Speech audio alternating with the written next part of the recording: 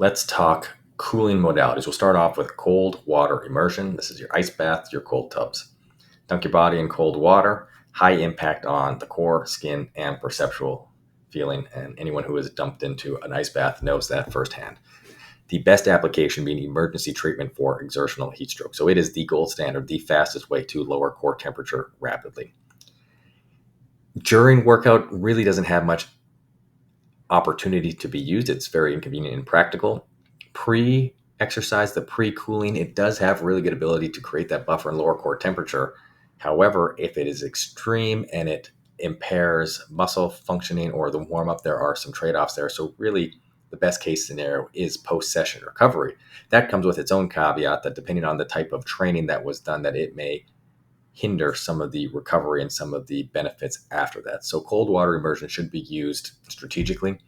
I would personally recommend one of the best applications for it is just to activate the nervous system and give yourself that shock mornings and then off days, recovery days. Less so for strategic recovery post-workout, unless it is for potential heat, stress, hyperthermia, and immediate cooling.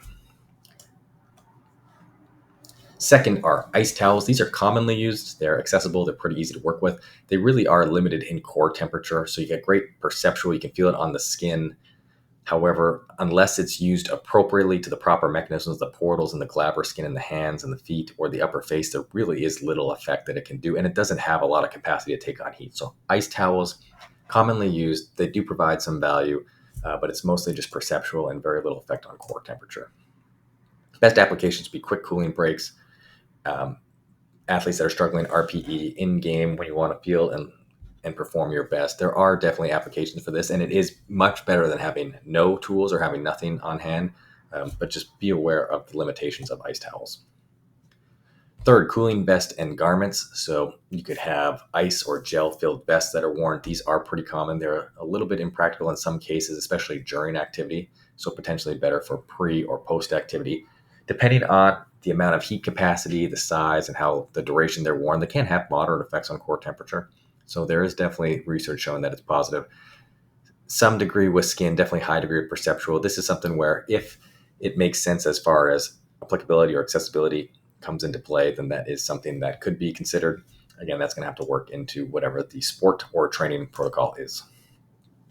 Best applications would be more extended breaks. If you have really short breaks, it may not make sense to get the vest set up and put it on, but definitely post-exercise in a state of heat stress as a good alternative to not having access to cold water immersion. Fourth, fans and airflow. This is very common, and this is highly recommended.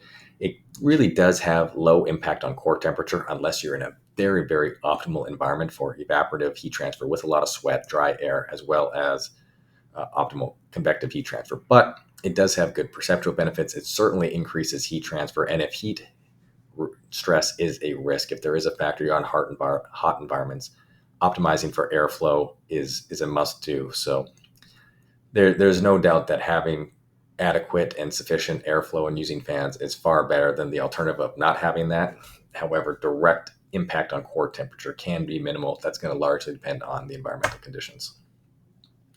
Best applications is really anywhere possible, particularly indoor areas that have poor ventilation. If you're outdoors and there's decent wind, then that's already accounted for.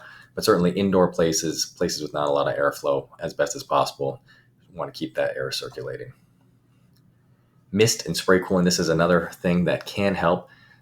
The main benefit is to mimic sweat and then aid evaporation. So this will largely be impacted on the humidity of the environment, how effectively heat can actually transfer by evaporation. So there is definitely perceptual benefits. Skin temperature may be core. It can have some effect. It's generally low. It's generally not doing so much, especially if there are high humidity environments. Benefits would be having it in dry climates. So that's where you're going to get a really good bang for your buck because evaporative cooling is far more efficient than in humid climates. If you can combine that with airflow, whether that's outdoors in the wind or fans, that can help to accelerate that as well. Just understand that there are some limitations to mist or spray cooling. Finally, the sixth one we're looking at is ice slurry ingestion. So this is if you have ice slurries that you can consume, and then you have that cold, and essentially functions as a heat sink where it'll help to bring in the heat to that new cold area and just take a little bit out of the surroundings. So skin, no effect. Perceptual can be high as long as it's done with caution and not to the point of brain freeze. Core temperature moderate. It has shown to have some benefits on core temperature. It's going to depend on the volume, the amount, and how you go about doing that is also going to really depend on the activity that's being done.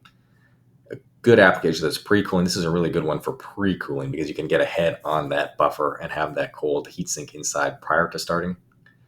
Limitations is it may be uncomfortable, may cause distress. There really is limited capacity and it's hard to continue doing this. So consider it a supplement, but certainly not a standalone protocol that's going to be relied upon for high stress, high thermal risk environments. Let's take a look at them all on a chart. Here are the 6 main ones: the complexity, best phase for recommended use, and the degree of influence on core, skin, and perceptual cooling, the 3 different physiological cooling mechanisms.